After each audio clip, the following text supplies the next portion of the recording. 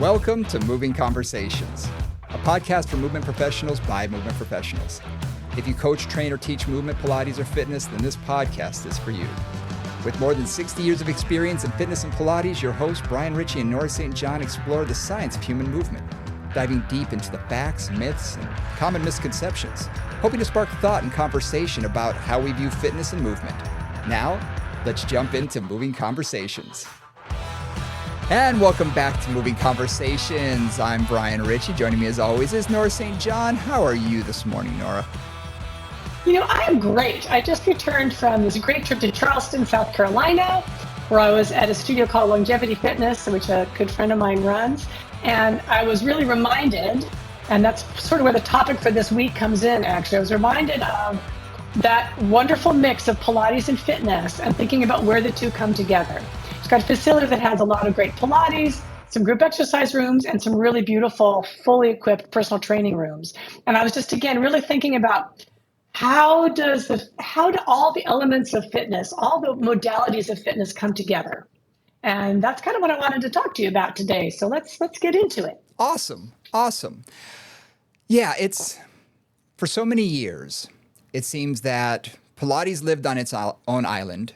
Yoga lived on its own island. Fitness lived on its own island. And even in fitness, we had group exercise on its island and personal training on its own island. And everybody sort of, never the two shall meet. Everything was always separate. And over the years, we saw more group exercise instructors become personal trainers and vice versa and things of that nature. So those sort of melded together.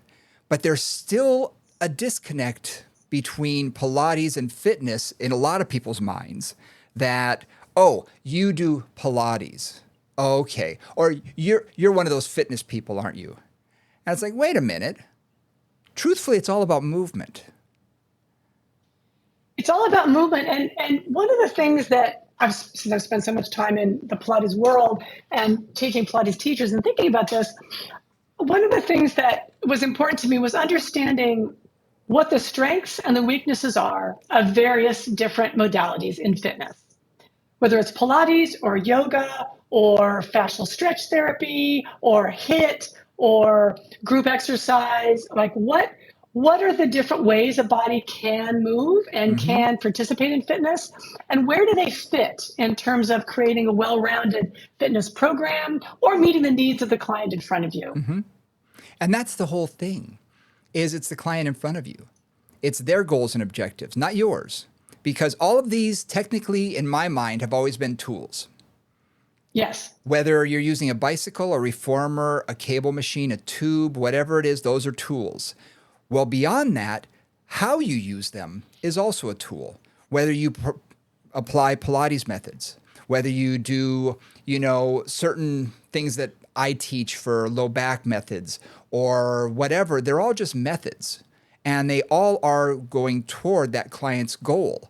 And applying the wrong method is not going to be advantageous to that client. In fact, can possibly, detour them or, halt them from progress. But it's our job to figure out what the client needs and get them the right tools and method to get them to their goal as quickly as possible. And that isn't always, just to define pointers, that isn't always the methods that you know. Right. Well, like I've had many clients over the years where I said, hey, I can do this for you, but if these are your goals, you should also go see this person, a body worker or a chiropractor or a personal trainer or a strength and conditioning coach, because there are other things that you want to do that I'm not going to be able to fulfill those particular things for you, a tennis pro or whatever. And so there's that. There's also, and I want to say this really clearly, the most important thing is that we get people to move, right? We already know from a lot of research that something like 80 to 85% of Americans, and this is American research, so, for our national crowd, just know that, are sedentary. Yeah. Meaning they don't actually move for 20 minutes 3 times a week. And I'm like, how can you actually do that and not, like, how can you actually go to the grocery store and cook dinner and, go to the water cooler without at least doing 20 minutes 3 times a week? Yep. So the level of lack of movement is a thing. And the other element of modalities is, which one does your client like? Like, which one will they do? Yes. Because that's also critical. If a client, this is the right thing for them, but they're not going to do it, they're not going to follow through, they're not going to be consistent, it's not going to do them any good. Right. So it's both those pieces. What's the best thing and what do they want to do? Absolutely. I mean, we've talked about this before. Consistency is always the key to making any type of goal a reality. You're not going to lift weights one time and suddenly be strong. You're not going to do Pilates or flexibility or anything one time and suddenly, be able to achieve your goals. It's not going to work whatsoever. Right. So consistency really is the key. And you're absolutely right. I've had clients who gravitate toward Pilates because as they tell me, oh, I feel like I can relax. It feels a lot more gentle. I don't feel like it's as intense as weight training. And so for them, maybe they are a high pressure job. They have so much intensity in their life and kids and husband and wife and, job stresses and whatever that they need to have an hour where the music is down. The lights may be lower in the room where they're lying down, using the reformer, something that feels very gentle for them. And that really sort of sets their central nervous system on pause for a moment. Right. So for that, it works for that client. That's their goal. Right. Because their goal is they need a space of peace in their life because the rest of their life is crazy. Yep. We live in Washington, D.C. I live in Sacramento. Sometimes our clients and the people that we work with have lives that are quite stressful. Oh, yeah. We'll put it bluntly. Oh, yeah, absolutely. And others hate the thought of doing something on the reformer or the mat table or whatnot because being slow and quiet. Oh my gosh, they want you have them do 2 exercises when they're not jumping around moving and they're going crazy and it's like and it's like, no, take your time, it's okay, but you have to match the client with the activity, and that's really important. That's really important. Absolutely. Let's break this down a second. Let's take a look at the 2 modalities. And sort of do a compare and contrast, because I find that there are strengths and weaknesses to both. Yep. And I've told this to clients before. I love both. I mean, obviously I work with Balanced Body and I'm a fitness guy at the same time. I believe that both can be so beneficial, but for the right client at the right time. Yeah, absolutely. So in your own thoughts, what are the strengths behind Pilates? I want to take one step back before I answer that, because, one of the things that I like to start with is the American College of Sports Medicine put out this white paper on what a well-rounded workout for healthy adults should include. And I just think these are interesting guidelines. So I'm going to start with those guidelines and then kind of address those a bit as we go forward. Sounds good. So their guidelines are resistance training for all major muscle groups 2 to 3 times a week. Okay. Neuromotor training, meaning agility, balance, coordination, 2 to 3 days a week. Dynamic flexibility, 2 days a week. And then cardiorespiratory training, either moderate intensity, 150 minutes a week, or high intensity, 75 minutes a week. I'm tired just listening to that. Yeah, well, there you go. You're basically in the gym at least 3 days a week. At least. Right? At least. And maybe exactly. So I kind of look at that and go, well, now can I combine some of those things? Exactly. Is that possible? So a couple things. I just think about that too, just as categories. Like, what are we looking for in terms of fitness? Sure. What are the categories of fitness? So, if you look at resistance training, the Pilates environment, mat is really all body weight. So that's one kind of resistance training, but it's just body weight resistance training. The reformer, the trap table, the chair, all the pieces with springs, those have an ability to progress resistance or decrease resistance for a wide variety of exercises and a wide variety of vectors, angles, muscle targeting, all that stuff. So you've got a lot of ways to address a certain level of resistance training in the Pilates environment. Now, that being said, because it's spring resistance to some extent, and because, like for example, on the reformer, it's a potentially unstable surface as you're changing the resistance by moving the straps and the springs. There are limitations to how high you can go in terms of the weight, in terms of the resistance. Sure. You can get much higher resistance. Like if you're really going for heavy duty weightlifting, you're going to be much better doing that in a personal training environment, I would argue. You can get good coordination, good foundation, good quality of movement in the Pilates environment. I find if there's anything it does well, its strength can be, depending on the instructor, focusing on form, focusing on biomechanics, focusing on alignment, and really training the body up so that it can then take heavier loads, more endurance, faster speeds, and other things. Sure. Right. So that's one of the things I think it does really well. Flexibility, I think it also does really, really well. The dynamic flexibility that can happen when you've got, again, springs attached to something, it's a lot of really great, dynamic flexibility work, range of motion with strength, which I love. Cardiorespiratory, it is not your baby. No. No. I have yet and to even see a really. neuromotor, it's not baby. Yeah, I was gonna say I have yet to see a really good HIIT class done with reformers sort of thing. I know people try it. I just, and I've seen a lot of those as well. I've participated in some, and it's like It's out of control. It's not the right environment. No. I mean, the other thing too, it's just not the right environment for me for that. There's something about the way that that spring resistance needs to be done at a certain tempo. Like you can't just slam it back and slam it in, right? You're like bang, bang, bang. Like that isn't really what the springs are about. Yep. They're about pushing into the resistance and then resisting the resistance, right? Or moving that concept of eccentric flow with it. And a lot of HIIT stuff is more about intensity, speed, repetition. A little less form oriented usually, typically in a HIIT class. And I would rather do it in any other environment personally. Absolutely. No. It's not, with other tools. It's not built for that. That wasn't its design. It's not built for that. No. And I've seen people, forgive the term, sort of bastardize, Pilates and add in other things to make it HIIT oriented and form these classes. I've had clients, who say, oh, I saw this online and everything. And I take a look and I'm like, well, they're using the reformer in an interesting way. And then they're getting up and throwing balls against this. And then they're doing this. I said, okay, they're using it as a tool, but they're not doing Pilates. Right. There's a difference. Right. There's a difference. Yeah. They're just using the reformer as a fitness tool, which it can be, much like a leg press, much like anything else. It's designed for one thing, but you can do anything you want with it if you really want to. It just wasn't designed for that purpose. And I think you're absolutely right. The thing that I noticed the most between fitness and Pilates, because I've always had a Pilates instructor in my facility, almost always somebody certified in Pilates that I could, guide a client to when that's what they needed and wanted. And I had one client especially. I remember this distinctly because she's my bookkeeper. And she was working with me. We'd worked together for years. And she was strong. I got her very strong. And we had a brand new Pilates instructor come in. And I said, why don't you work with her for a little while? Okay, for about 6 or 8 months, they worked together. And what was interesting is that instructor went on vacation. And I said, oh, come on back.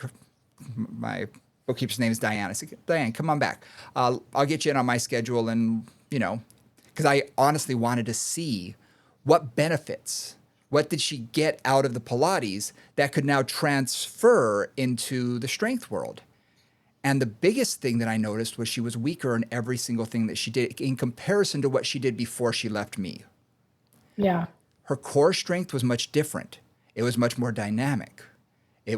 And we do a lot of dynamic core work, but stability-wise and whatnot, she was really focusing a lot on that in the Pilates. And I thought, okay, you're stronger in these things, but in a lot of other things. And even she mentioned that she didn't feel nearly as strong in day-to-day activities of daily life, just lifting, groceries to and from the car and things like that. She said, I used to feel a little stronger.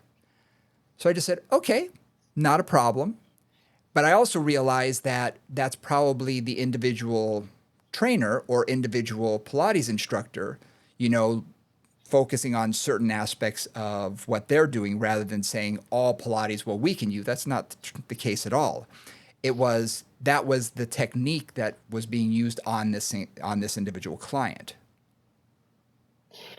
Which is a lot of the thing. I mean, instructors create a lot of the outcomes. Mm-hmm. Not all of the outcomes, right? In certain environments are going to create outcomes somewhat regardless of the instructor, but the instructor does create a lot of the outcomes. Sure. And so it's interesting. Like her core was a little more dynamically stable. She could do a little more with it, but like it sounds like her limb strength, her basic leg endurance, her basic upper body endurance, her basic ability to lift, push, squat, for example, were all down a bit. Yep. And that's one of the things where quite a bit. Okay. And that's one of the things where when I have trained people in Pilates for a million years, I've got to look at their goals and I've got to look at what I'm trying to do with them. Yep. And I mean, honestly, any of you who know me out there, I have brought in a lot of functional components to the Pilates training. I always start with a standing component. I always do some squats and some lunges, just standing, whatever's appropriate for the client. I always do some standing mobility work and some posture work in standing. Yep. Because one of the challenges for me about the reformer is you're not always upright weight bearing. Right. A lot of it is supine or seated or sideline or kneeling, none of which really are fully weight bearing. Yeah. So for me, when I look at Pilates, I see that it's really great for a whole lot of things. And then I see these little holes. And one of the holes is stand up weight bearing. Yep. Now, one of the things that I love is that a lot of evolved Pilates, if you will, a lot of our Pilates has evolved too. And I saw this a lot this weekend when I was at this studio that really combines personal training and Pilates well, is that the Pilates has evolved to include a lot more weight bearing, a lot more upright exercises, and a lot more just plain old functional strength training within the Pilates environment in a successful way. But that's not always how it's taught, right? As usual, you can find that. You can find other things depending who your teachers are. No, and that's the whole thing. Is I think that the two worlds, as you and I discussed when we first met each other and we were first talking, we said we were like twin minds. We were saying the same things were coming out of each other's mouths, but we were looking at things the exact same way through a movement eye. But we just were using different tools to get there. And that, I mean, you mentioned you took a couple of my classes. You said, well, a lot of those stabilizing exercises that I'm using for my back stuff, that's all mat work. And it was true. I took, mat one. I was like, oh my gosh, absolutely right. There's a lot of crossover. I mean, if you look at a Venn diagram of fitness and Pilates, there is crossover. They are not islands unto themselves. There's crossover. No. And with that crossover is opportunity. Yeah. And I don't see why more Pilates instructors or fitness instructors don't, shake hands with the other side more and say, okay, we want to include more of this. Now, if your goal is to deadlift 500 pounds, maybe Pilates isn't going to get you there. Okay, maybe deadlifting is what you need. But if your goal in life is to improve activities of daily life, maybe do some athletic activity on the weekend, golf, tennis, pickleball, whatever you want to do, work with your grandkids or your kids, get up and down off the floor, all these things that we think of as we should be able to do, then you know what? Both work really well for that. And I think a combination of both work best. One of the things that I think about a lot when I think about this topic is when I was first starting in Pilates over 30 years ago, I was working at the Center for Sports Medicine in St. Francis Hospital in San Francisco. I was working in the dance medicine department. So what was interesting about that, and what I think relates a bit to where Pilates is going for a long time, is many of the people that came in were already high-level dancers. Mm-hmm. So they're dancing, they're doing weight-bearing, standing, functional moves 10, 15, 20 hours a week. And they're coming to Pilates to refine those skills. Mm-hmm. Not to develop those skills, right? And that's a different thing. It's like, high-level athlete comes in to refine their throw. That's you're working on the edges. You're not creating fundamental fitness. Right. And so a lot of what we're doing was not creating fundamental fitness, but basically kind of refining stuff that they were already doing, their fundamental fitness in another environment. Yep. right? So a lot of, particularly at St. Francis, and the sort of path that I took into that was more rehab oriented and more corrective oriented, because a lot of who we were working with were already getting their fundamental fitness needs met in another environment. Yeah. And I think that informed a lot of where Pilates went for a while. Joe Pilates didn't see it that way. He thought this was the way to stay fit. And traditional Pilates, more classical Pilates, is more rigorous. It is more strength building than many, not all. And certainly, this is speaking to a lot of different things at once and sort of painting them all with the same brush.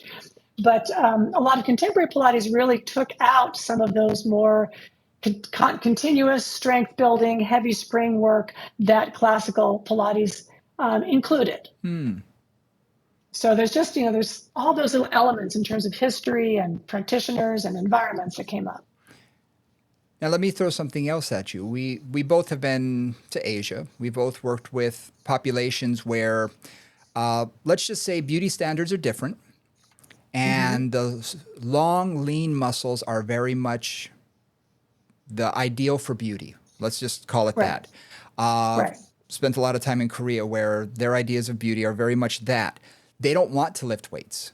They're scared of lifting anything heavy, that you get them beyond a yellow spring sometimes, and they're like, no, I don't want to get big. I don't want to get big. Yes. Even though their genetics are not going to.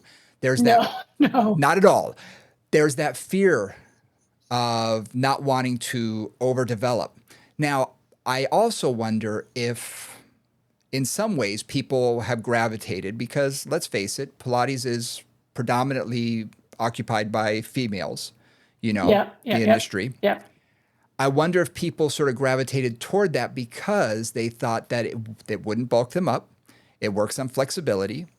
It strengthens what they might already have a little bit of strength in, which is more flexibility, larger movements, which men generally are tighter just in general. Yeah. And I'm wondering if people are more attracted to that, some people, because they think it's more gentle, that it's not going to be as tough or as strength building or whatnot. Much like what you were saying, they took the strength component out of it for some. I wonder if that's what attracts some people to Pilates versus general fitness. Absolutely. I mean, yes, and that's changed a bit. So, again, I keep taking this historical view. This must just be my age coming in, but women's fitness in general is kind of an interesting topic. In 1972 was the first year they allowed women in the Boston Marathon. Wow. Because before that, they thought it would ruin their reproductive organs for a woman to run a marathon. Okay. So that's my lifetime. I mean, I'm as old as I am, but that's my lifetime. Then from there, it's like when I was in college. So that would be, 30 years ago, 40 years ago, Jane Fonda came in, and kind of that version of women's aerobics and women's fitness really started. There was a little bit of it in the 50s and the 60s and a bit in the 70s, but really it wasn't until the 80s and the 90s that women's fitness really became a thing. And yes, a lot of that was, and still, you could still read many an article and many a marketing thing that will say Pilates produces long, lean, blah, blah, blah muscles, right? That's part of the thing. Very feminine. And that's been a lot of the image of Pilates, and that's been a lot of the market of Pilates. I'm still not entirely sure that's true, that it does that. But that's been the image of it. And yes, a lot of women, it's like, well, I don't want to muss my hair. I don't want to sweat too much. And I know I'm being stereotypical, guys, but this is the reality of it. Reality. I trained a lot of ladies, and it's like, I'm going to lunch with my girlfriends after this workout. I want to get a workout in because it's good for me. And they feel better when they do it. But I also don't want to, be messy and sweaty and have to take a shower and wash my hair. Yep. Now that has changed a lot. Women's fitness, women's desire to be strong, women participating at a very high level in intense athletic activities has really changed radically over my lifetime. Oh, radically. Yeah. So that's also changed in terms of Pilates. That Pilates is now more fitness oriented, or can be certain aspects of it. Does combine more functional fitness with it. Does attempt to do a hit version or whatever it is.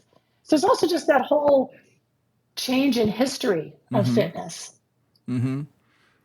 I think there's a lot that goes along, like I say, with beauty standards. I think women with a more, I'm not going to say muscled up, but a more defined physique, where you can see shoulder muscles and biceps and triceps and things like that, is now considered much more attractive in just general Yes. society than it was 30, 40 years ago.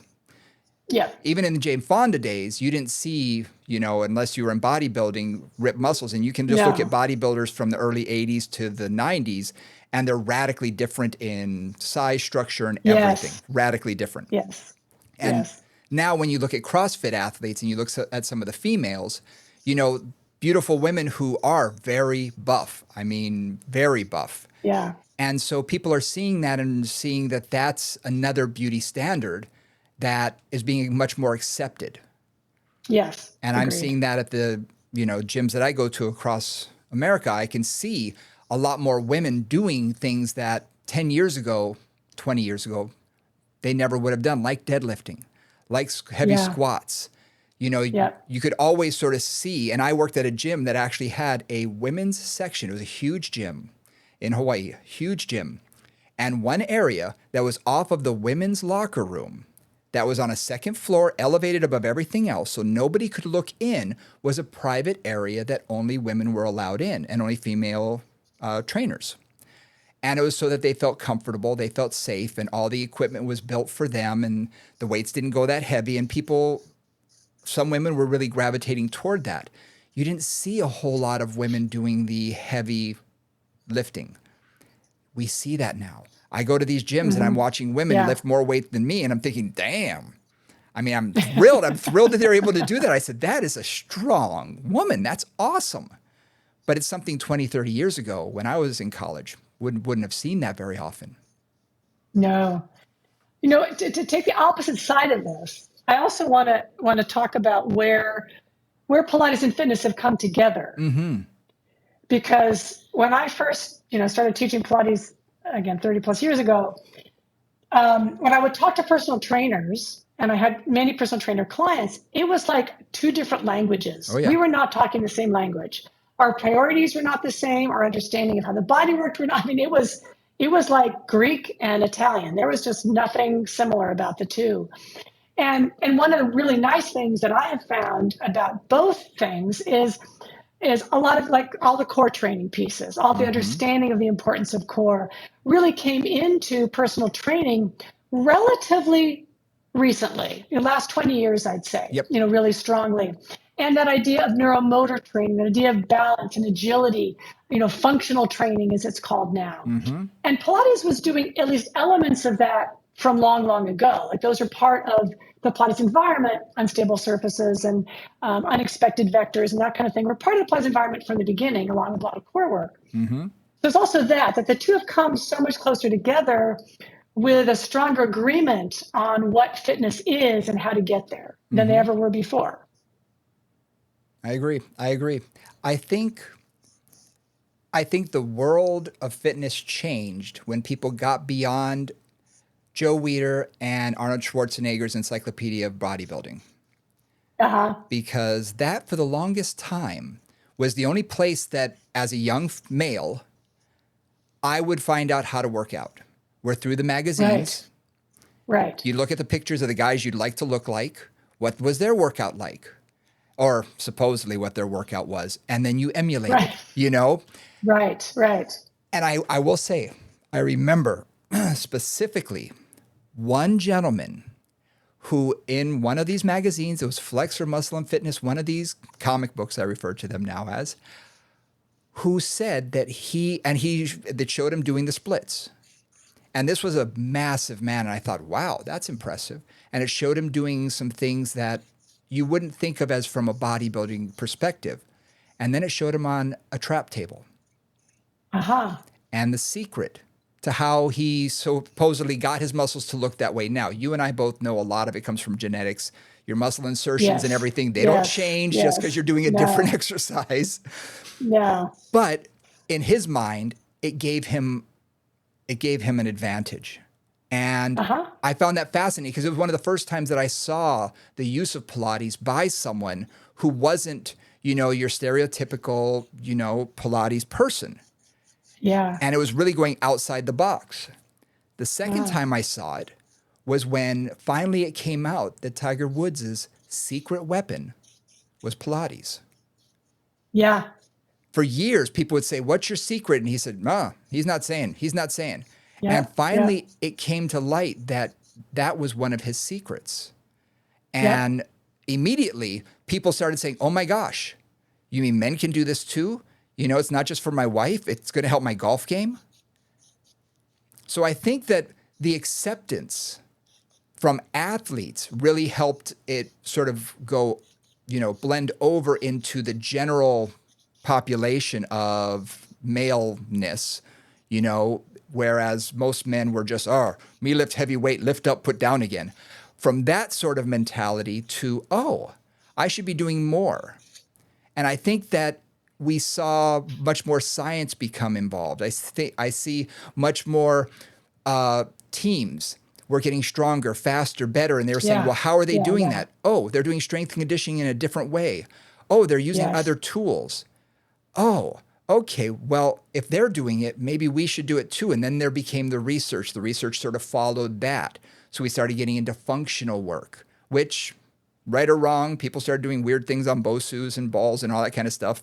Put that aside. But truly functional activities started becoming the norm among what we were teaching. And I think that was so important. Yeah. And I think it came from the acceptance of we needed to see some of our so-called heroes doing things that were different, like Pilates or ballet or whatever. I still remember from Pumping Iron, they showed, Arnold Schwarzenegger and Lou Ferrigno doing Pilates. And I was like, what? They're doing dance?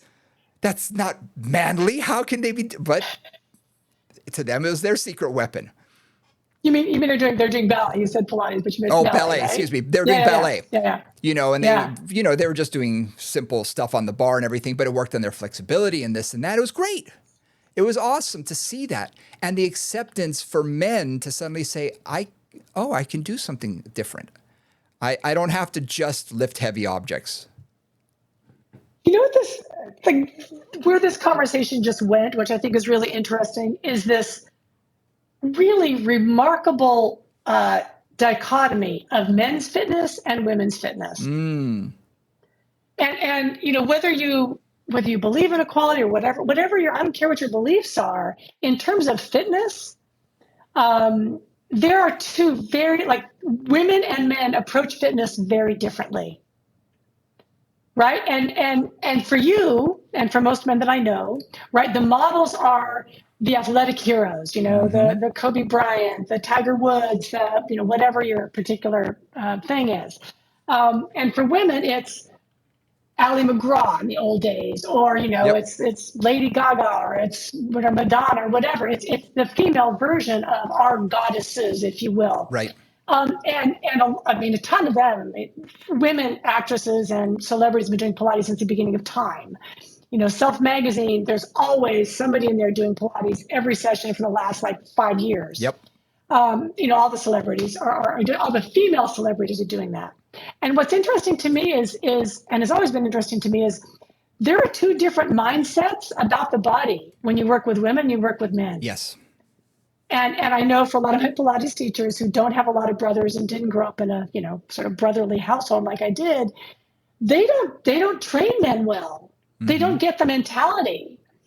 And vice versa. When I'm going to drop a name here. So Andrew Huberman has a podcast, which is a lot about health and fitness, and does some fantastic stuff. So much of what he does, from my perspective, is male oriented. It's all about increasing your testosterone levels and lifting harder. And there's a lot of that.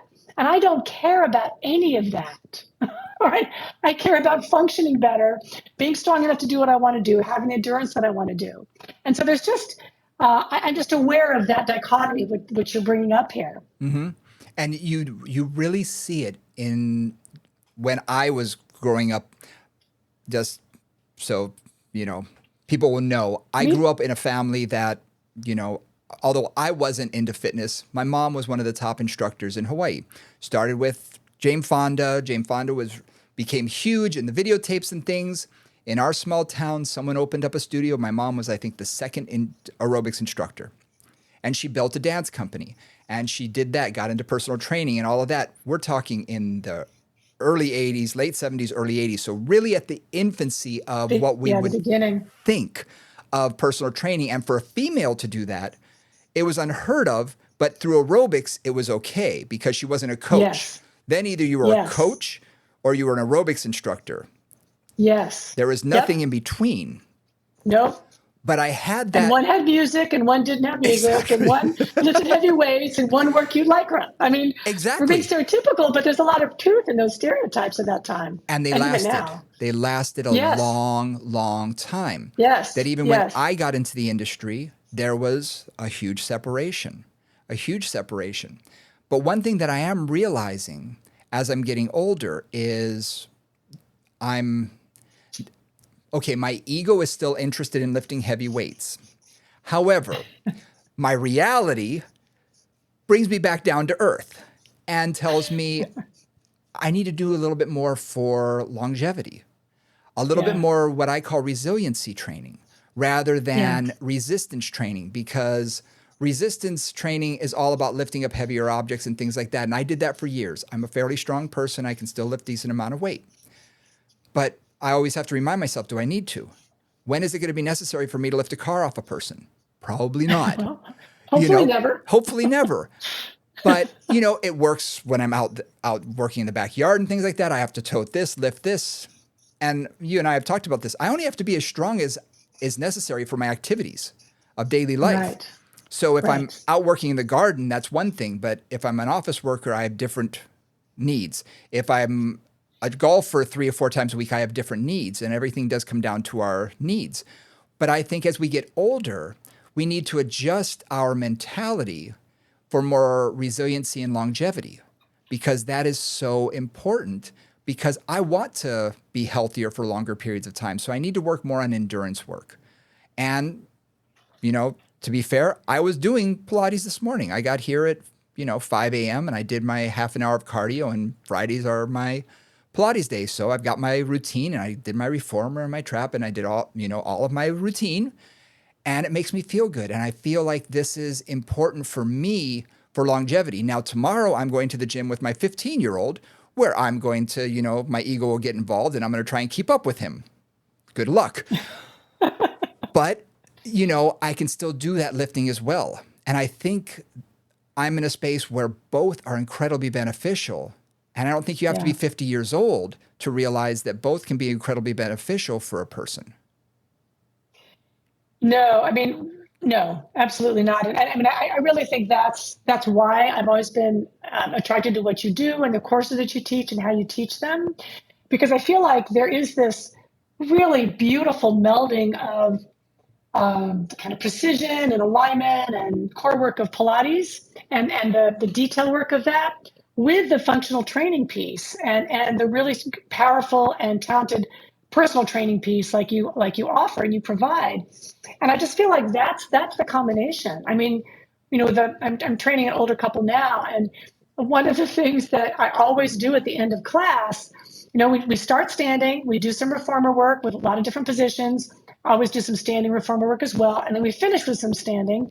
And the standing, what I'm working on is balance, and I'm working on reactivity.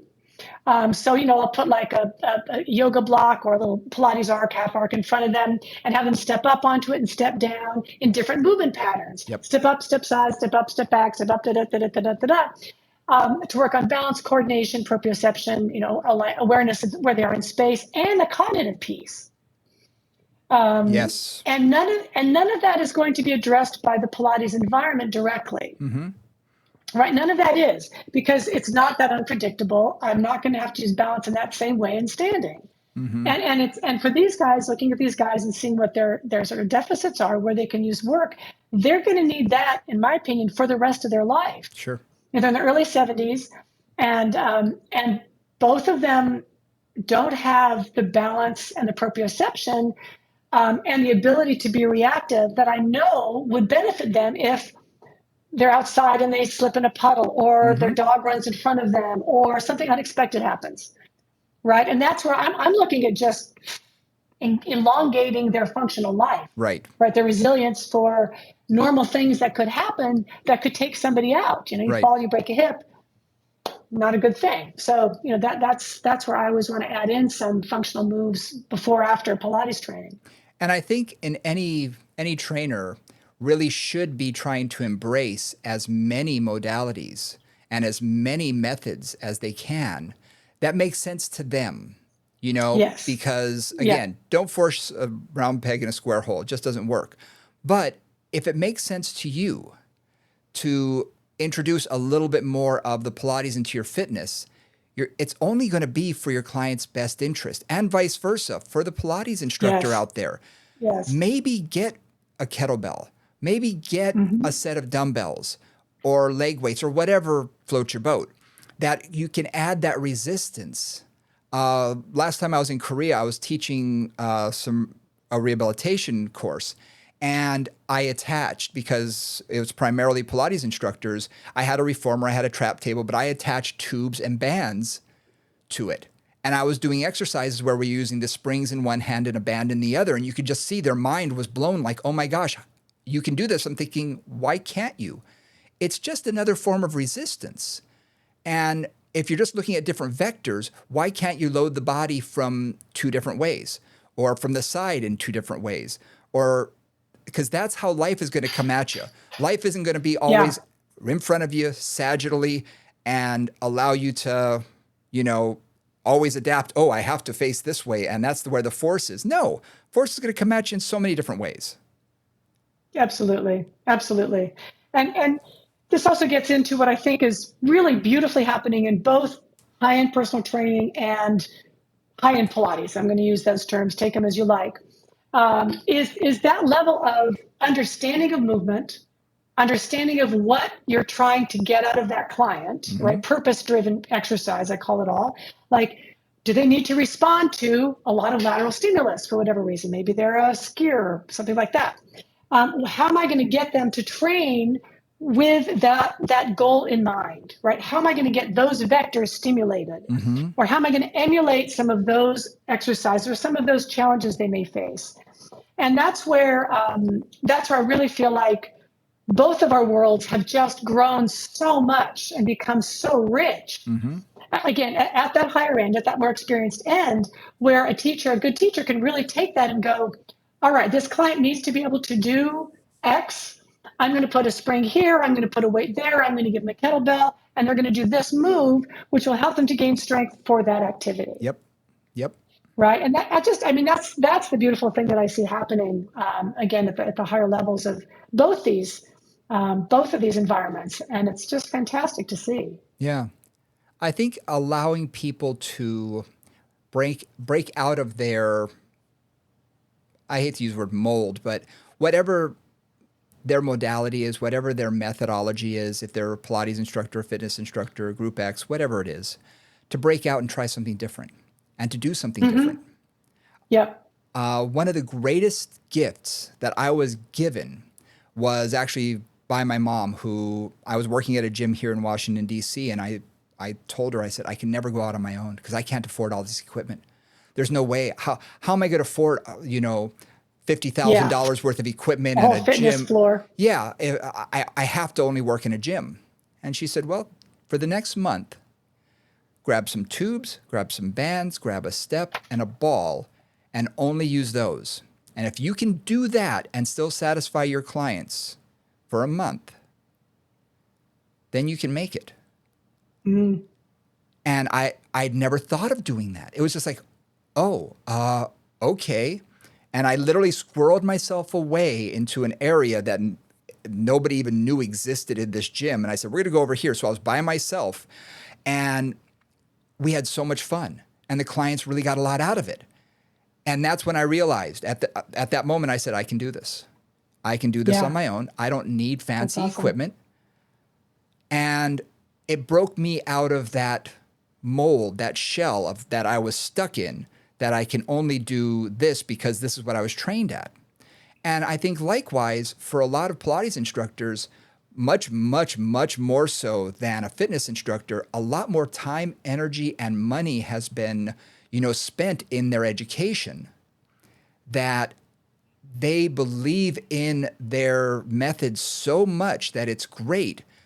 But I think, like any method, nothing's the panacea. Everything can work right for a person. And so instead of just being Pilates, like I said, grab something different. Challenge them in a different way. One of the functional exercises I love to do with clients is what I call the lift and carry, where I'll take 5 objects and put it on one side of the gym, and it'll be a sand bell, just a bag filled with sand. It'll be a kettlebell. It'll be a dumbbell. It might be a box filled with, 2 books or something like that, offset weights. And I'll say, all right, you're going to squat down, pick this up, take it across the room, put it down, come back, pick up the next one, go over there. And we're going to do it for time. But isn't that what you do if you're unloading the back of your car, taking groceries inside? Or it's spring and now you're going to put down mulch. So you're going to your trunk and you're trying to lift this 25 pound of mulch, and you have to put it over your shoulder and carry that over there. That's real life. And just by introducing something simple, and I'll time them and I'll say, okay, well, I'm going to time you. And if I beat you, then you owe me, so they immediately sort of get geared up, and I say, but you have to have good form. So I let them do it. I say, okay, now we're going to time each other, and you try and make it fun as well. And I do this with my 60, 70, 80-year-olds. But it's taking that functionality of life and bringing it into the gym. And I challenge everybody to do that, whether, you're a fitness instructor or Pilates instructor. Add in some of those functional components because it's so important. And I think that is going to be what bridges that Venn diagram of the two methods. Oh, I lost you. Okay, am I back? Now you're back. Okay. Arbitrarily muted. Right. I mean, that's what really creates that functional fitness. And it's like looking at what they need to do and getting creative about how to use your environment to help them to do that. Yeah.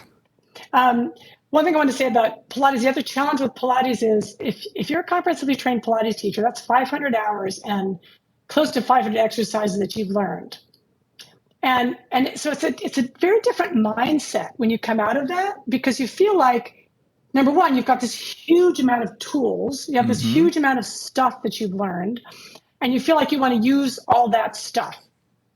Most of the personal training course that I've been through, they'll go through like 5 exercises in an hour or 5 exercises in 3 hours sometimes. Pilates will go through like 30 exercises in the same amount of time. Yep. So it's very easy to really just get overwhelmed as an instructor. And I've seen this in many, many, many of my young instructors. Sure. With everything that's available in Pilates, they can't think beyond that for, honestly, sometimes 3 to 5 years would be where I would take it, right? Till they could really get like, okay, I got this down. Now let's stop thinking of this as exercises, specific exercises, and start thinking of this as the environment, right? How do I use this environment? And I think that's where, I'm sure the classical people would be barfing right now, but that's where I do think of Pilates as an environment. Like I've got springs, I've got a moving carriage, I've got vectors coming from here and vectors coming from there, and this is adjustable. How do I use that environment? And does that environment do everything I want it to do? Yep. And sometimes it does, sometimes it doesn't. I mean, I love like just run across the room, pick that up, bring it back over there. Yep. Obviously something you're going to be doing all day. Yep. Or regularly. Yeah. Interesting sort of to do the compare and contrast of the two methods, because like I say, I'm looking for a time and a place where the Venn diagram has a lot more crossover. Yeah. Where Pilates, where the bridge is not so far between the two.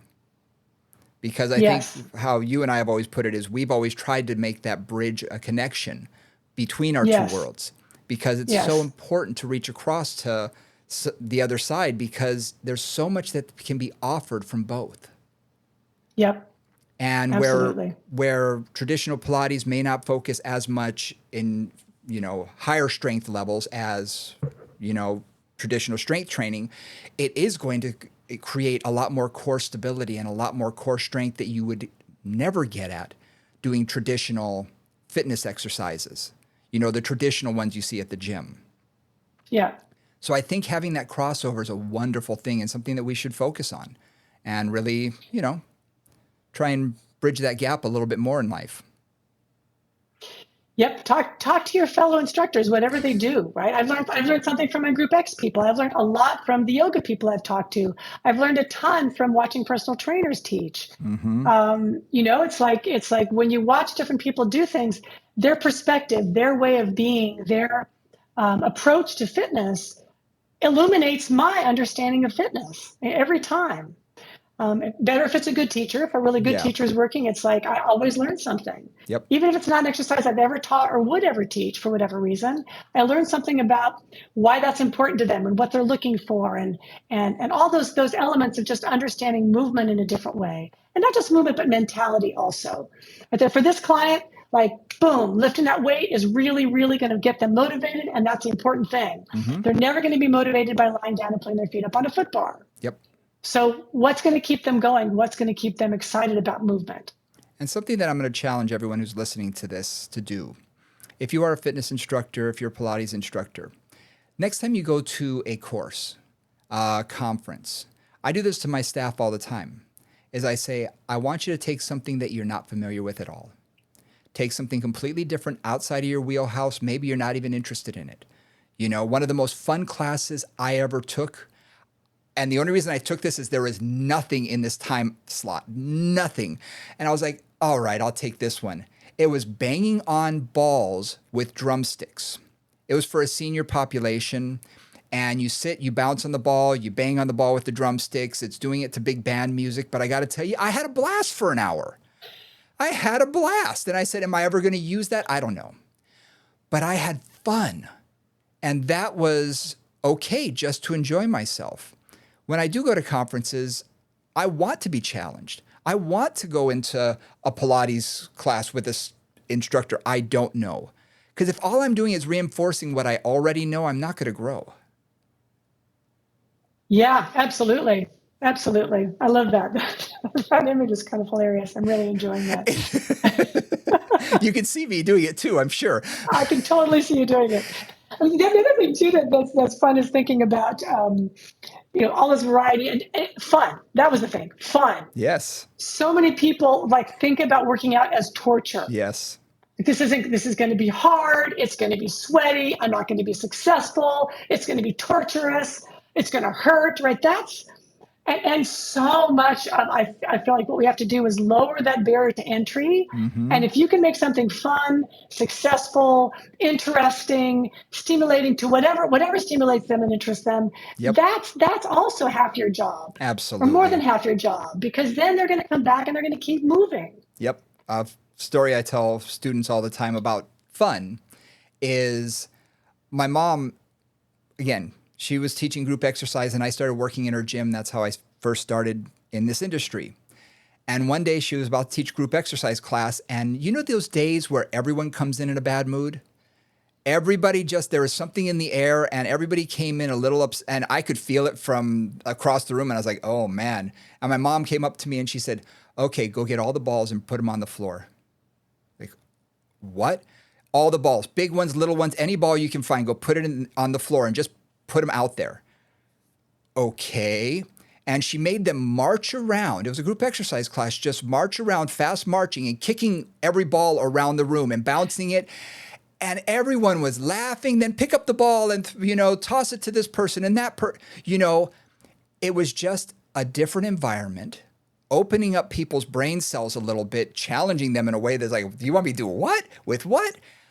But playing with these, different sized balls and everything, suddenly it's so much fun that they walked out of there afterwards laughing, smiling, enjoying themselves. And there was regular exercise as well, but you got to break people out of their funk sometimes.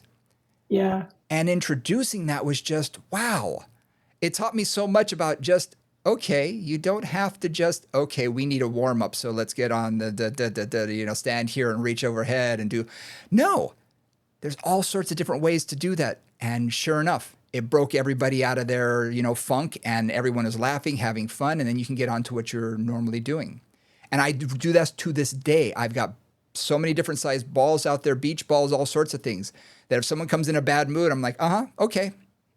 and we start playing with different balls and throwing them and twisting and turning, and then they're laughing and things like that. And they're like, wow, okay, this was fun. All right. Did we still work your core? Did we still work your balance? Did we still Yeah. work all of this? Absolutely. So they still got Yeah. benefit, but they Yep. enjoyed themselves. So it broke them Yep. out of that funk. So I still to this I day, love it.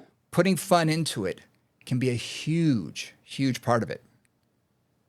Absolutely. I think that's where we can end. Yes. Yep. Yep. Coming close to the end of our time. I Absolutely. think that again, one of the challenges that I find, just to reinforce what you just said, that us as instructors get into, and I am certainly guilty of this, is I have a job to do. I have to make this client better in whatever way I'm supposed to make them better, Yeah. right? That's my job. And your client, that's not always why they're there. They may say that that's their goal, but they want the company. Maybe it's some time to chat with somebody. Maybe it's some fun. Maybe it's just like being in a different environment for an hour. And maybe it's seeing you. Clients get attached to you and your Sure. stories and whatever humor you add to life.